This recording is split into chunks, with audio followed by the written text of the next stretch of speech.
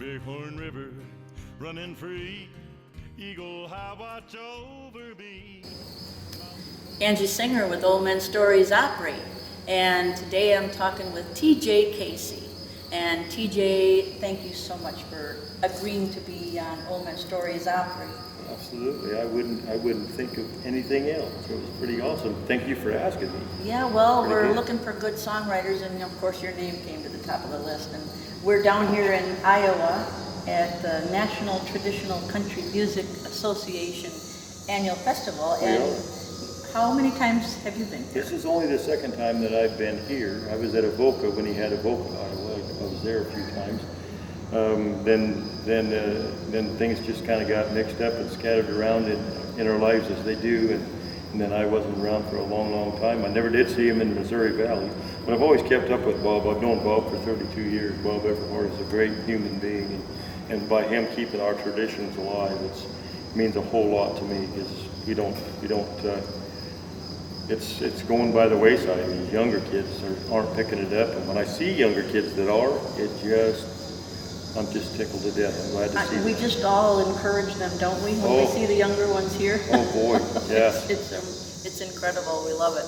And now you've been a songwriter for a long time. About 42 years. 42 years. Well, 43 now, I guess. I've been doing it since I was 14. Right? So a long time. But I really didn't start putting music to my songs till I was about 19. So you were writing song lyrics.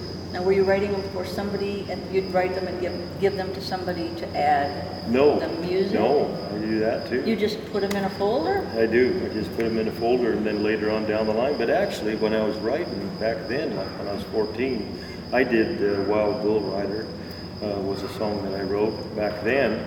And that was one of my first songs, and that's one of the ones you won't never hear on one of the CDs, because you know how you're right. When you're young like that, you're just starting out, and some of the stuff that you write about nowadays seems pretty silly. And I've had people look at it and go, "Oh, that's good," huh? But I've been looking at it, I'm going like, "Yeah, right. Okay, let's move on." But anyways, yeah, I've been writing since I was 14, and I love to write. I do that on a daily basis when I'm driving down the road. Be looking out the windshield, and there are so many things out the windshield that you can see. So now when that happens to you, now do you capture it on some kind of device to record it so you don't forget it? You know, I hate to say that, but I do. I now do. Because otherwise it goes away. It does. So what do you grab? You can write words. If you're writing words and music's, this is how I used to do it. I used to have a pad of paper. I'd sit out here on my lap, and I'd be driving down the road, and a song would hit me, and I'd start writing, and the music would come also while I was writing this stuff. But then when I was all done with this, I would put that aside and go, "Wow, it's written. Okay, cool. I gotta edit it. Blah blah blah." You go through your mind. Sure. You think you're gonna remember that music. You come back to it. That music's gone.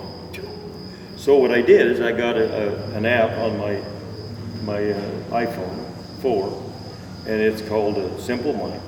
And I get on there, and when one of those hits me and the words start coming, and what I do is I hit that Simple Mic button on there, and I capture it. And so now I figured out something with it too, because the first time you hit the button, it just comes on, and nothing happens. So you got to hit it, and then swipe it, shut it off, and then hit it again, and then it comes on. And then I go to work with my words, and then after that, I might just get a chorus. I might just get 2 verses, but I've got the music down too, because I sang it while I was doing it. Right. And then I can work with it after that. So now I'm doing that's a lot easier for me now than it used to be. And it's archived right there for whenever you need to Absolutely. get back You know, at it. after you get to be a certain age, things start kind of going away.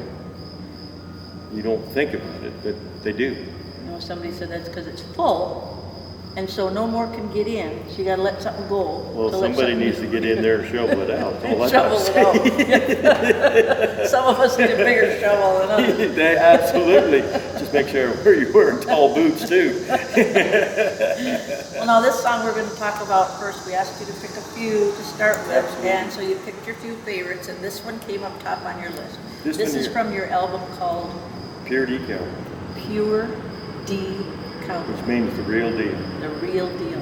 And the Yes. song's called It's in my blood. It's in My Blood. And it's about would I live what I have lived. I started out on ranches in Montana and Wyoming, and the life that we lived was nothing but, you'd see miles and miles of nothing but mountains and clay and sagebrush and trees and grass and cows and horses. You're a real cowboy. I am. That's what I've done all my life. A real cowboy. And then I went into the service. I'm a city girl. Nice to meet you. Yes, ma'am. Real cowboy. Well, that's life. I mean, and a lot of people just go cowboy, yeah, and then they think about the NFR or the PBR. Most of them guys these days, I'm not putting them down because they are keeping our traditions alive, but they're not, a lot of them are not real cowboys. They don't understand the concept of the cowboy, but they are athletes, and I'll give them a lot of credit. Those guys really do a good job out there. So this song is about the real cowboy. It is. It's Your about real our life. our feelings in the life that we live. That's Wow. so a little bit. Well, I haven't heard it. I can't wait to hear it. I bet everybody's going to love it because it's your favorite. So let's listen to T.J. Casey and the name of the song. It's in my blood. It's in my blood.